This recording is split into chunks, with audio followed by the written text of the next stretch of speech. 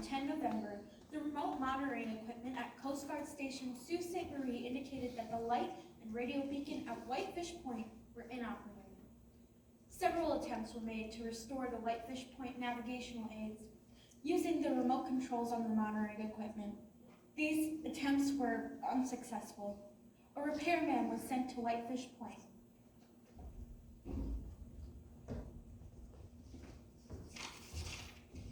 Conclusion number 13.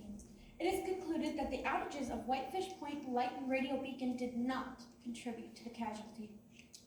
It was clear throughout the investigation that the Coast Guard and the company that owned the Fitz were after the same thing, an act of God, something that couldn't be helped, something that placed no one at fault. A finding of negligence on the part of the Coast Guard could be embarrassing. A finding of negligence on the part of the company could lead to lawsuits by the families of the crew. This could be catastrophic. The National Transportation Safety Board investigation. Rear Admiral Barrow. Captain Zabinski. Thomas Murphy, Ogilvy Norton Company, attorney at law. Name. Captain Delmore Webster. Captain Webster, you were at one time an officer on the Fitzgerald, is that correct? That's correct. You served under Captain McSorley on several occasions, did you not? That is correct.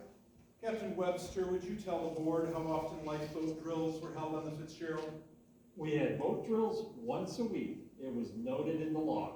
Thank you, Captain Webster. That will be all. So, my brother was in Africa. I feel the He story. was in Africa on this safari. He's from Bismarck. What's that mean? How's he get the idea? What? The idea. He saw a brochure. Name. First mate Gerald Lane, retired. So he's in Africa in this remote little village. Mr. Lang, you were at one time an officer on the Fitzgerald, is that correct? Yes. This village is right on the equator. How do you know it's right on the equator? That's the story. Knew I felt the story. You served under Captain McSorley on several occasions, did you not? Yes. So there's a man in this village who greets the tourists as they arrive. A native? A native, black man, skinny, yellow teeth, cobweb lines around the eyes.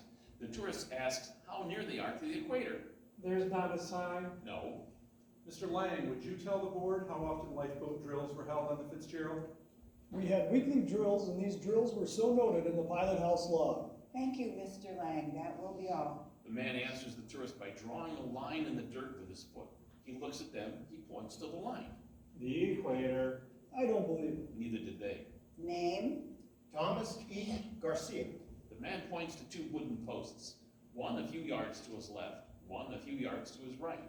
The man walks to the post on his left, and the tourists follow. Mr. Garcia, you were at one time a crewman on the Fitzgerald, is that correct? That's right. Hanging from the post is a large plastic bucket. In the bottom of the bucket is a small hole, about the size of a pencil. You served under Captain McSorley, did you not? What's the bucket for? The man pours a jug of water into the bucket. The water drains slowly out the hole in the bottom. Mr. Garcia, The man crumples some dried leaves and drops them into the water so the tourists can see the motion of the water as it drains. did you hear the question? Yes. The water is spinning clockwise as it drains. Of course it is. Hope they didn't pay for this. Did you serve under Captain McSorley? Yes. Mr. Garcia, would you tell the board how often lifeboat drills were held on the Fitzgerald? Never. Never. Yes, sir. None at all? No, sir. Mr. Garcia, please let me There know. were none. Thank you. That will be all. The man walks over about 10 yards to the post on his right, and the tourists follow. On this post is another plastic bucket with a small hole in the bottom. The man pours a jug of water into this bucket, drops leaves in the water like before. Yeah? The tourists watch the water. Yes, so? The water in this bucket is spinning counterclockwise as it drains. Wait. How far apart? 10 yards. It's a trick. Name. John H. Larson. Listen now, the man walks back to the line he made in the dirt. The line exactly halfway between the two posts. Mr. Larson, you were at one time a crewman on the Fitzgerald, is that correct? I was. He points to the line. The tourists watch. You served under Captain McSorley, did you not? I did. The man holds a bucket directly over the line. He pours water into the bucket. He drops leaves in the water like before. Mr. Larson, would you tell the board how often lifeboat drills were held on the Fitzgerald? The water begins to drain. It does not spin at all. How often, Mr. Larson? It goes straight down. I wouldn't say he never had a drill, It does not hesitate. but I can't say how often he had. That's bullshit. Straight down. Jesus! Your brother saw this? Yeah. I would not say it was once one. It did not happen that often. Thank you. He did not have them regularly. That will be all. The man with the cobweb eyes pointed to the line in the dirt, then turned and walked away. Mr. Hilson, go on. Mr. Hilson, you indicated that the lifeboat station was the #1 boat. Was that on the port or starboard side? And again, I can't be specific. I always get that mixed up. Mr. Hilson, who are you kidding? Any boat you were ever on, how many ships did you say you were on? About 25. Every ship you were ever on, boat 1 was on one side, boat 2 was on the other side. Don't try to kid me. I'm not. Don't tell me you run 25 ships and you don't know where the #1 boat is. This is a very serious matter here. And you've been evasive on every answer you have given, and I'm fed up. Now you answer. What side is the #1 boat on? Port side. Are you sure of that? No, sir, I'm not. You're damn right you're not. You're not sure about anything. I don't know where you got your lifeboat certificate, but I will be darned if I don't check up on it. Who are you kidding? What boats were you on? You say you've been sailing since '64. What boats have you been on since '64? Well, we'll go back to the Fitzgerald, and before that there was the Math Yacht, and I've been on the Armco. I've been on a number of them. Mr. Hilson, I am not going to dignify you by asking you another question.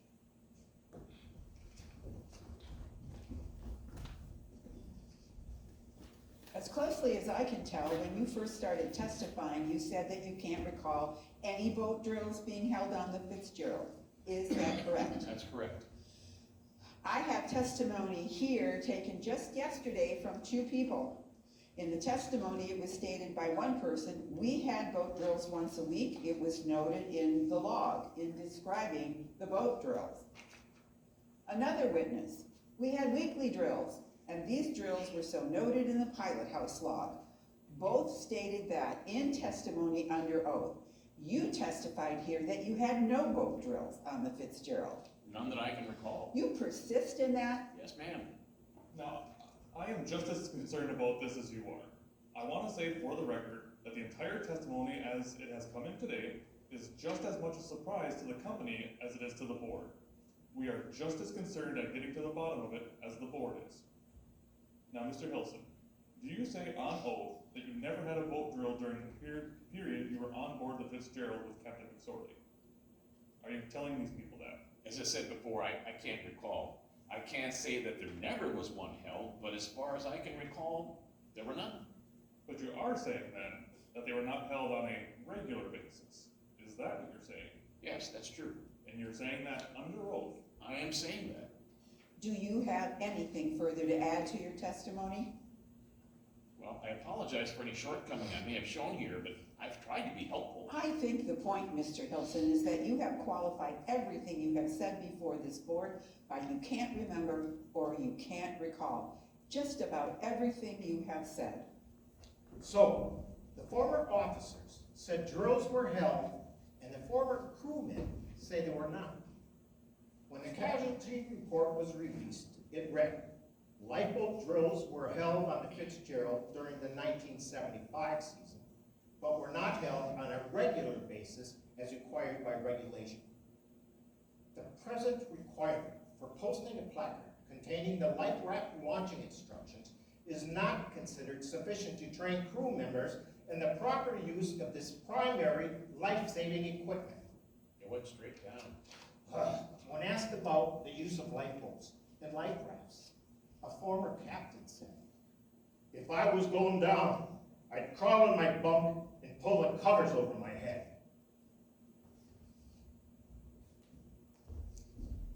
I have all these strings attached to my fingers. When I was a child of 6, obese from the constant consumption of a big hunk of candy bars, a mystery began to develop. There in the safety of our split-level suburban home, a force was at work. A force both deadly and invisible. The evidence was irrefutable. Our TV trays were missing. The TV trays, 4 of them, that always leaned against the inside right wall of the coat closet, immediately behind my father's beige trench coat with the imitation rabbit fur collar that he had never worn. The TV trays that, when wiped down with a warm rag, became Thanksgiving tables for me, my sister, my Uncle Dave, the chimney sweep, and my cousins, Edward and Thomas.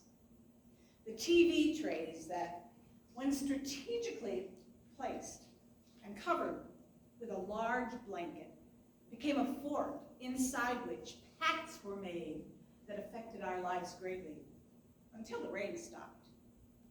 The TV trays that were always, always there. It was a Tuesday evening when my mother asked me to get out the TV trays so we could all eat our soup in the family room and watch Red Skelton.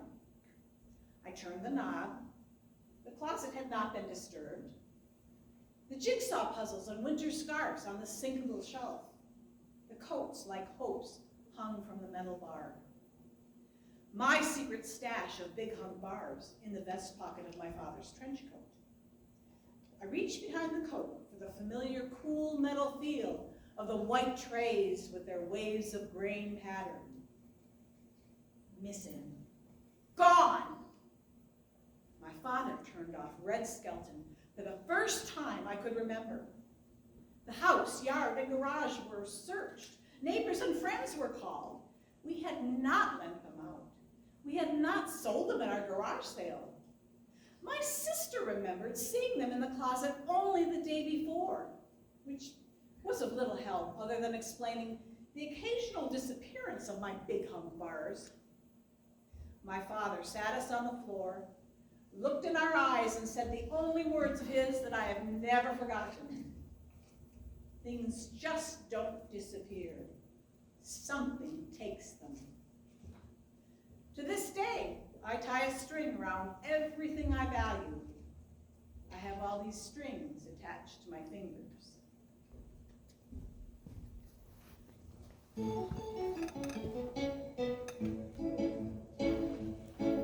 There once was a captain and a little cadet with a smile, you bet. And he puffed on his cigarette and tried to look so brave.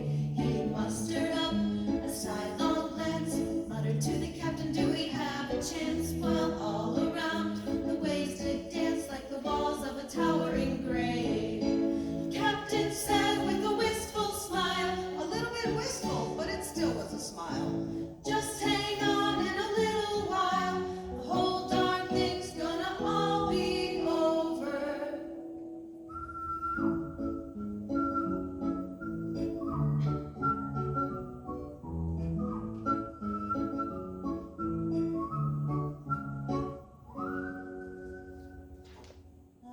Up in the Himalayan wind, they say you can see those prayer wheels spin, and they all go round and round again, like an endless SOS. And I know it's just a fantasy, but maybe through some mystery, a monk once set one out for me, emblazoned with my name. And there it still sits all alone upon some little careless stones.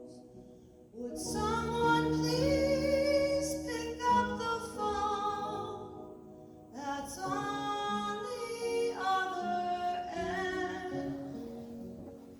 There once was a captain and a little cadet with a smile, you bet. And he huffed and he puffed on a cigarette and tried to look so brave.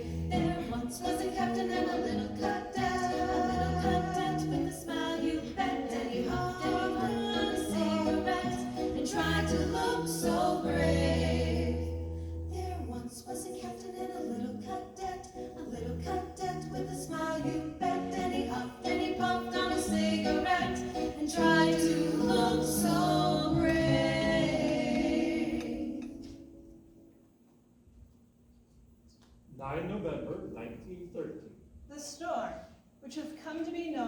the most destructive ever on the lakes.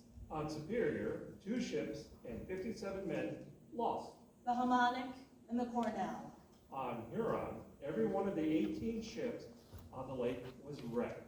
The Wexford, the Hydrus, the Regina, the Argus. 8 were lost completely, as were their 178 crewmen. The total was 20 ships driven ashore. The John A. McGean, the Isaac M. Scott, the Charles S. Price. 10 ships sunk. The James C. Carruthers. 273 lives lost. As the bodies began to drift ashore, many frozen together in clusters of ice, they were collected, put on wagons, and driven to furniture stores, which had been converted to funeral homes. Oddly enough, many bodies washed up wearing life preservers from ships they had not been on. A young sailor had transferred from the sunken James C. Carruthers without notifying his family. He arrived in his hometown as his own funeral was in progress. Of the 200 or so corpses, 4 were left unclaimed. They were buried with a single tombstone. The tombstone was engraved with one word. Sailors. 16 September 1679. At a shipyard near Niagara, established by the Franciscan friar Louis Hennepin, a 60-foot boat, The Griffin, was christened and launched. Its captain was the French explorer René Robert Cavalet, Sieur de La Salle. its cargo was trinkets, which were to be traded for furs. When first put into the water, La Salle is reported to have said, High above the black crows shall the gallant griffin soar. To the amazement of the Iroquois, who had chosen never to tempt the dangerous midsection of the lake, the Griffin sailed away. Its trip across Erie was serene. however, it encountered a storm on Huron. Its crew, having never seen a storm of such magnitude, fell to their knees and prayed. Monsieur Lucas, the Griffin's pilot and a former ocean navigator, screamed at La Salle. You have brought me to meet my death on a nasty lake, instead of honorably on the ocean. Suddenly, the storm ceased. The Griffin arrived safely in Green Bay, loaded a fortune in furs, and prepared for the trip back to Niagara. La Salle, having conquered the Great Lakes, said goodbye to his men and remained behind to search for the headwaters of the Mississippi. The Griffin sailed back across Huron, thereby being the first attempt to transport cargo across the Great Lakes. And when I jumped in, I thought I was in the forefoot, but I wasn't. I was in the deep end, and my head filled with chlorine, and my feet looked so white, and my body hit the bottom where a black line was painted. Everything seemed to curve, and my dad grabbed me, pulled me out, and laid me on the towel, and walked up to that lifeguard, who was still talking and laughing with his girlfriend, and punched him right in the face. As I lay there choking up water with my dad holding my head, people staring down. 26 November 1966. The 660-foot Daniel J. Morale was 60 years old. It was built of steel that had not been used since 1948 because it was discovered to be highly brittle at temperatures below the freezing point. As the Morale was completing its final scheduled trip of the season, they were contacted by the Cleveland headquarters of the Bethlehem Steel Corporation. We have failed to meet our yearly tonnage requirements. An additional trip is necessary. We regret this change in plans. This meant another trip across Huron and Superior to Taconite Harbor, Minnesota. With winds on Huron at 65 knots and waves at 25 feet, the 60-year-old Daniel J. Morale began to break in half. Its steel plates began to scream as they gave way to the water. The deck watchman, 26, stood on the deck of the rear portion of the boat with 12 other men. Having been awakened by emergency alarm in the middle of the night, none of the men were fully clothed. They were congregated around a single lifeboat. They had decided not to try to throw the boat overboard and jump into it. Instead, they would ride the sinking ship down into the lake until the lifeboat met the waterline. Standing there in the freezing rain, the men watched as the front half of the boat completely severed itself from the rear, but it did not sink. It floated lifelessly as the rear section, still under power, forged ahead, pushing the front section out of its way. The men watched the front half of the boat completely reverse direction in the high seas and sail back past them into the night, lights still blazing. The men waited now for the gaping hole left in the center of the boat to fill with water and take them down. Instead, a 30-foot wave washed the men and the lifeboat overboard in an instant. Of the 13, 4 men, including the deck watchman, found their way to the surface and into the lifeboat. They floated all night in the frigid water. They fired flares which were never seen. The deck watchman rummaged through the lifeboat for a can of oil he intended to smear on his naked legs to protect them from the cold. One of the other men, thinking that was unimportant, had thrown the oil overboard. The lifeboat fought the waves all night. 2 men died before dawn. A third died the following afternoon. As the boat continued to drift, the deck watchman piled their corpses on himself for warmth. At 4 in the afternoon, after 15 hours in the water, the Coast Guard helicopter spotted 3 frozen bodies drifting in a lifeboat. As the bodies were untangled, the deck watchman was discovered beneath them. Frostbitten and in shock, he reached an arm into the air for help. He's 26 and he didn't panic. Not until the morale was a full 36 hours overdue did the Bethlehem Steel Company contact the Coast Guard. Sioux Control, our ship, the Daniel J. Morrell, is a bit late arriving at the Sioux locks. We have yet to meet our tonnage requirements. Could you make some calls? The sailors worked the boats well into November.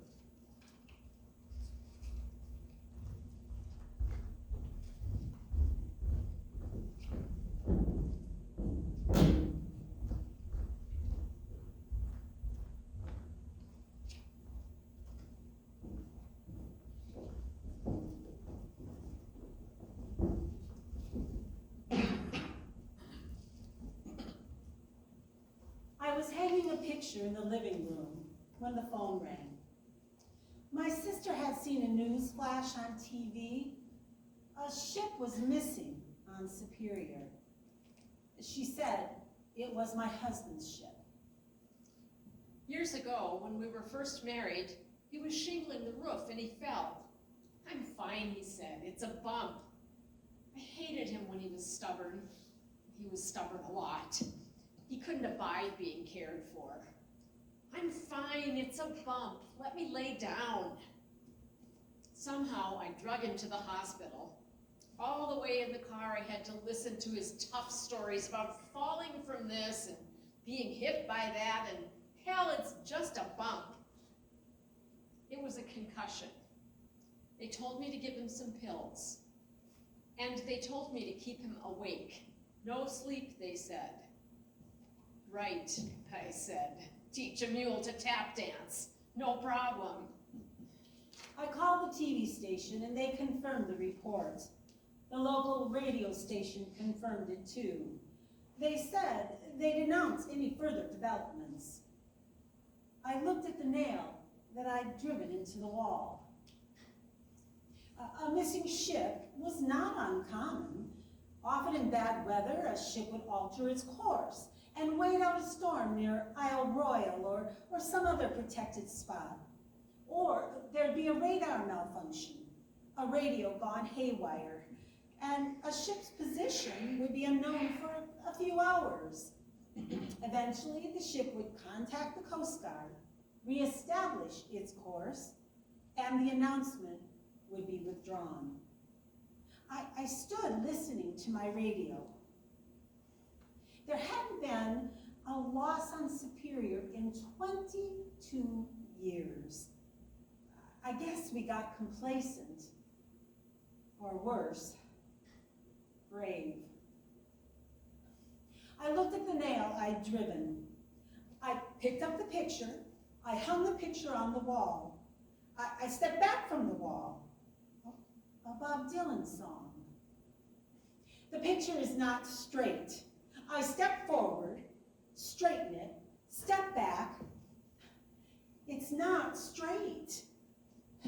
No further developments. I don't even remember now what it was a picture of. I just remember that it was never straight.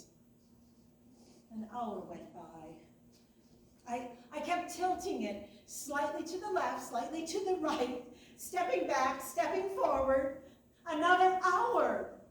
Another damn Dylan song. My cheeks are wet. No further developments. I'm singing with the radio now. I'm inventing words. I'm driving nails into the wall, sobbing and singing, straightening this damn picture. Station goes off the air. The TV is snow. I turn off the light. I sit on the floor. In the darkness, I stare at that picture on the wall. I'm not a good widow. I don't want to be.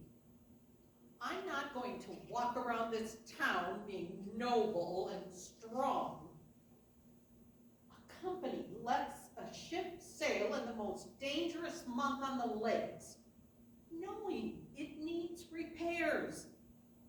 For the sake of profits, its minimum freeboard is decreased, so that in 1975, it's carrying several hundred more tons of cargo than was considered safe than when it was built. And for their part, the Coast Guard offers a non-functioning lighthouse and a rescue ship that is 24 hours away. Reporters stand on my lawn. When I go out to get the paper, they shove microphones and cameras in my face. They ask me how it feels. Phone rings late at night, and I exchange one nightmare for another.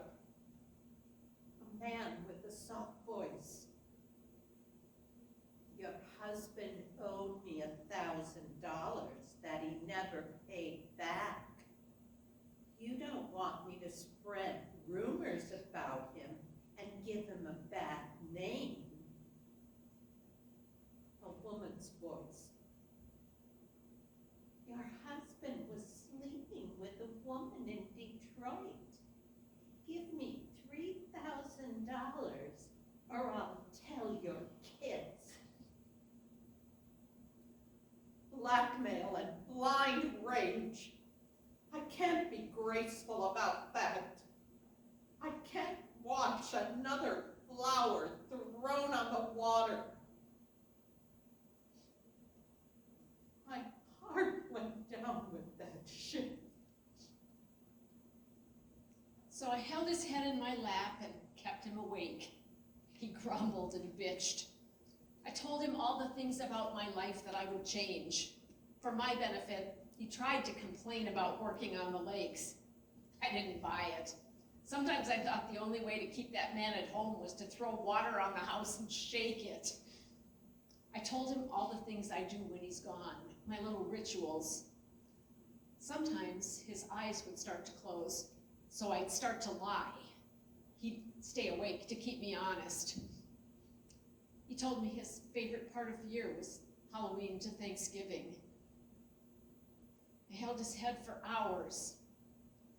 When I had run out of stories and jokes and lies and all the possible names for all our possible children and pets, he put his finger on my lips. Honey, I'm fine. Let me sleep. I remember it as one of my favorite nights.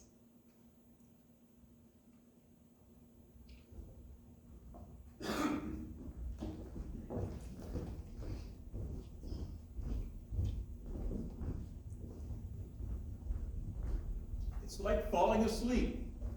How? That's what it's like. How is it like falling asleep? It's like the sensation of falling asleep. Yeah? There's no pain. Wish Bishop was here. He's got an ulcer. What, and I don't? He couldn't make the trip. Let it go. What time is it? 7:15. I'm having breakfast with my wife this morning.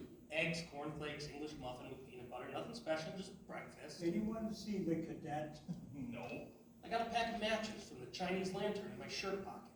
I can't believe there's no pain. My wife's telling me about some movie she wants to see with what's his name in it, and I'm slapping peanut butter on my muffin, and the matches in my pocket ignite. There is a momentary panic. The two of us are sitting there staring at my shirt. Then peace. My goddamn shirt is smoldering. I rip it off and toss it in the sink. My egg is cold now. I take out the charred matchbook and examine it. I don't get the big deal about fog. Every match is burned except one. It's just light, thick light. How would that happen? What would ignite it? Aliens. Your breath. I'm serious. So are we. IE or EI? What? Is it IE or EI? Me? The cadet. Oh. I don't get that. EI. Spelled it wrong. Bishop and I had some great fights. He didn't make the trip. I know that. Let it go. I'm just talking. You mail your car payment? Shit. Yeah, me too. This one says we're bound for Gary. The Anderson was bound for Gary. Says we were too. Toss it. It's a joy to fight with someone. Detroit. It's a rush. Bound for Detroit. Reaffirms control. This momentary panic. Yeah? How momentary? Fleeting. Seductive. What time is it? It courts you. It's 7:15. Anyone seen the cadet? Okay, now, after the momentary panic, it's a gift to get angry. Then peace. That's where you lose me. It's a joy to push what you can be pushed. The chemical makeup of hemoglobin is almost identical to that of seawater. We got pie tonight? I'm through with lies. It is familiar to the body. We need the conflict. What is he saying? The violence we inflict on one another is in direct proportion to the violence nature inflicts on us. Your Chevy still for sale? We affect what we can affect, Yeah. and pray to be spared the rest. Automatic or stick? So I was walking in the tunnel tonight. Stick. The tunnel under the spar deck. I was coming to the pilot house from the rear deck house, and I see the door at the other end of the tunnel, 500 feet away. Listen to this. And as we fight this storm, the ship begins to bend. I see the door at the far end of the tunnel just rise up and go out of sight. Jesus. Front page, the New York Times. 11 November 1975. Ship lost with 29 in Lake Superior. Lifeboats, but no survivors of the ore carrier found. Waves 20 feet high. And their picture? An old one. Commander Charles Mildrad, supervisor of the Coast Guard search, said today that the chances of finding any survivors from the craft, the Edmund Fitzgerald, were, quote, pretty hopeless, unquote. Time. 7:15. Whenever we get tremendous northwest winds in November, Commander Mildrad said, we get a major disaster. And through the years without knowing it, my fear of the pool became my fascination with the pool. And years later, when I worked on the lake boats, the story would drift back to me and I'd remember. Gentlemen, the New York Times. I am surrounded by water, and it is magnificent. It is within me, And without me, I inhale, and it fills me like pure oxygen. My heart pumps water, my arteries flood, I hear waves crash against bone. I'm not frightened, I do not struggle. I move with a grace that I am unaccustomed to. I walk in huge strides towards the horizon. And when I wake, I'm breathing air, and it's disappointing. The land is so clumsy and so shallow.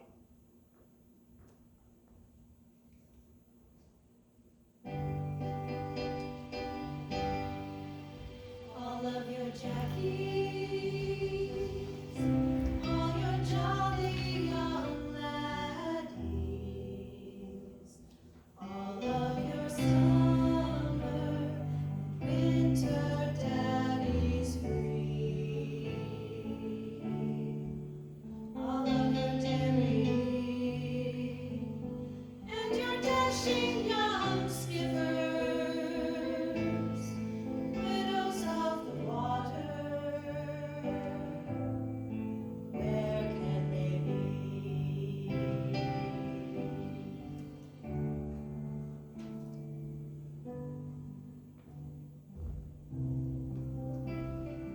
On the beach near Coppermine Point, one additional life vest washed up on 20 April 1976, 5 months after the Fitzgerald was lost. The final casualty report absolved the company, the Coast Guard, and the captain of the Fitzgerald of any and all wrongdoing. After the search was officially called off, the Coast Guard sent a plane to fly over the area once every hour. Water makes many beds for those averse to sleep. This was amended to once every day. Its awful chamber open stands, its curtains blandly sweep. Then once a week. Abhorrent is the rest in undulating rooms. Then once a month. Whose amplitude no end invades. No further action was taken. Whose axis never comes. And the case was closed.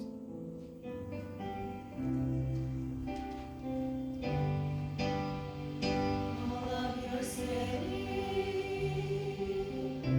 and your salient sailors, all of your jack-tar boys, mariners so free, all of their faces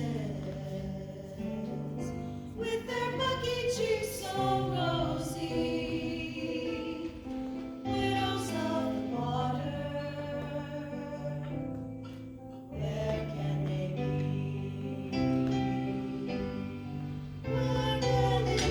The table of the wishes, breaking bread with the fishes, devil dogging in the water, like a neon or an otter, are they frolicking down in the waves, or a rollicking shadow black pool around? Are they laughing as they swim to the grave? All their jackets on, a little waterlogged, but still just devil dogging down and down and on. All of your lovers and your fathers and your brothers, all of them drifting from your memory. Only you can weep or wonder, but they don't give a thunder. No, they don't give a goddamn, for they've all been set free.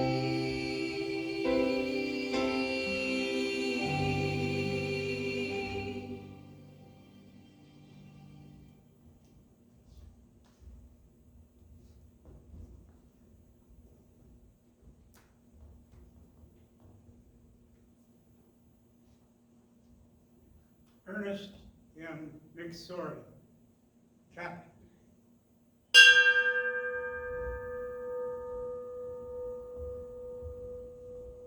John H. McCarthy,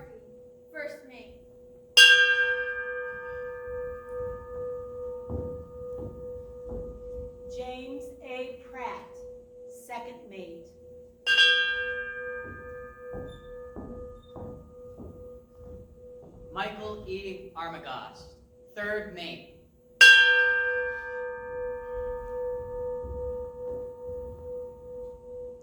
George J. Hall, Chief Engineer.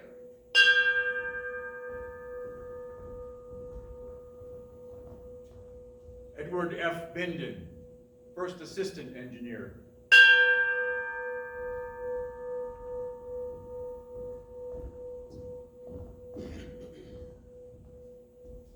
Thomas E. Edwards, 2nd Assistant Engineer.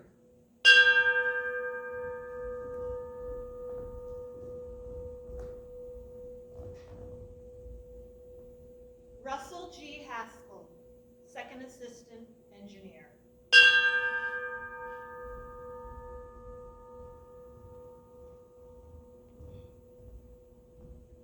Oliver J. Champo, 3rd Assistant Engineer.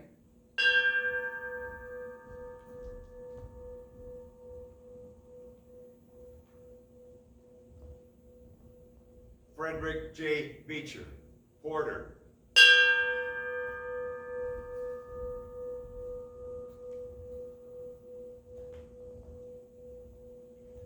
Thomas D. Benson, Oiler.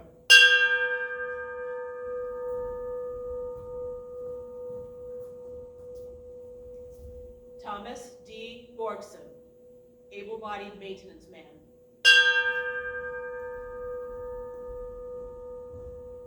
Nolan F. Church, Porter.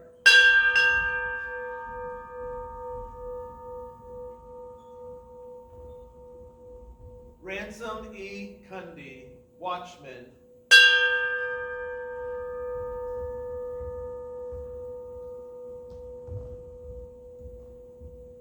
Bruce L. Hudson, Deckhand.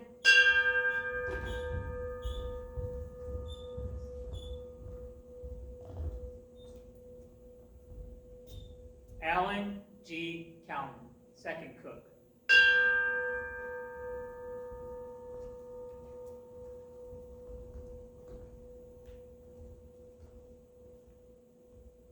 Gordon F. McClellan, Wiper.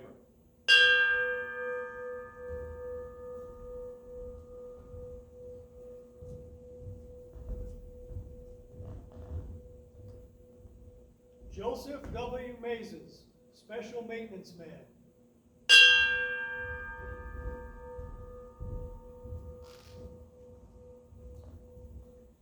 Eugene W. O'Brien, Wheelsman.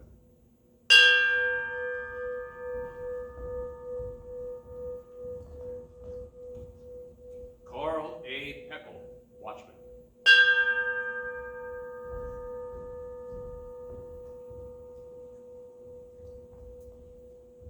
John J. Boviak, Wheelsman.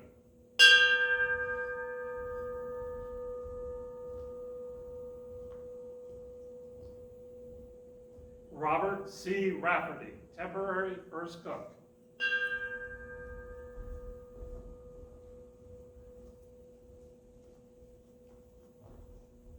Paul M. Riba, deckhand.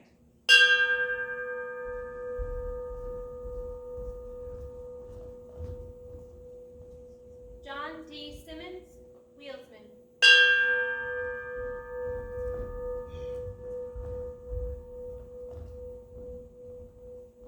William J. Spangler, Watchman.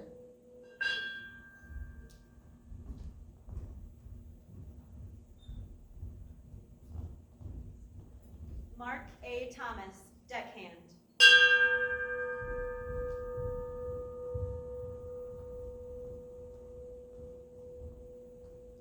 Ralph G. Walton, Oiler.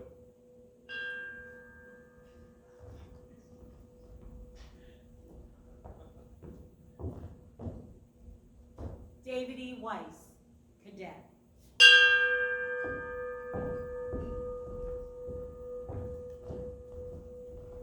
Blaine H. Wilhelm, Oiler.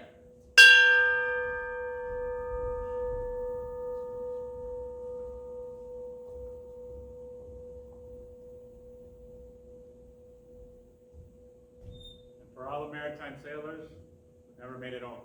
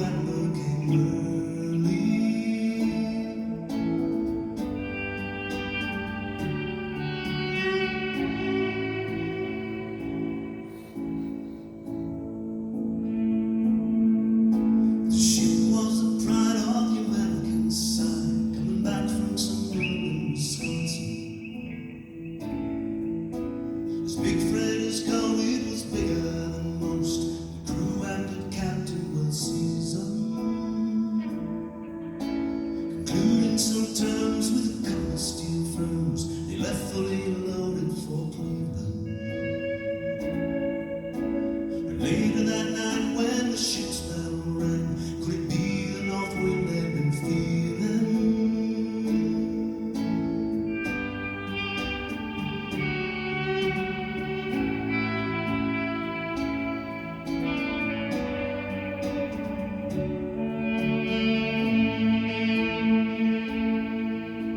The wind in the wires made a telltale sound. The wave broke over the railing. And every man knew, as the captain did too, was the witch of November come stealing.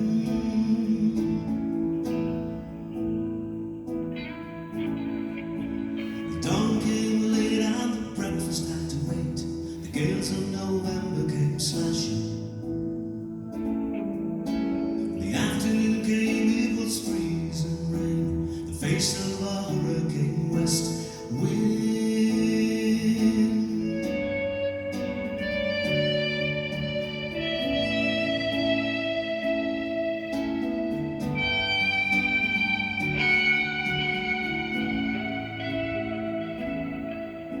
When summertime came, the old cook came on deck. Fellas, it's been rough to feed you. At 7 p.m. it grew dark, it was then.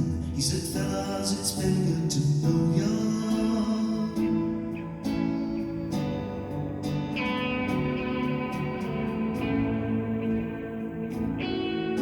The captain wired in, he had water coming in. The good ship and crew was in peril. And later that night when the lights were outside, came the wreck of the Edmund Fitzgerald.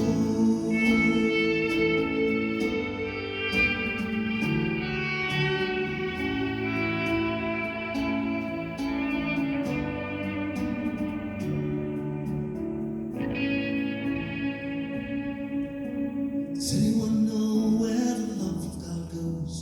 Waves turn minutes to hours. The searchers all say they have made Whitefish Bay. They put 15 more miles behind her. They may have split up or they may have capsized. They may have run deep into the water. And all that remains are the faces and the names, the wives and the sons and the daughters.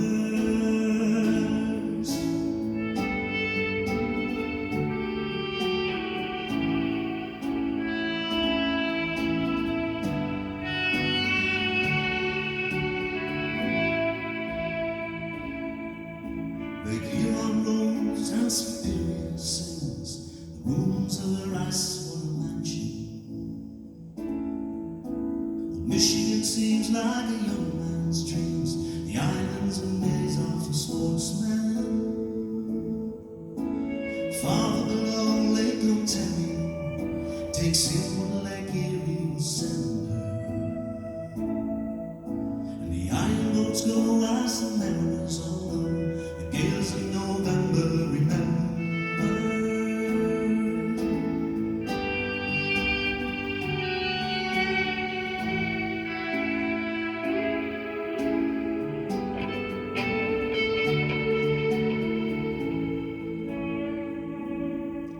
In the rustic old hall in Detroit they pray, the Maritime Sailor Cathedral. The church bell chimed to the grand 29 time.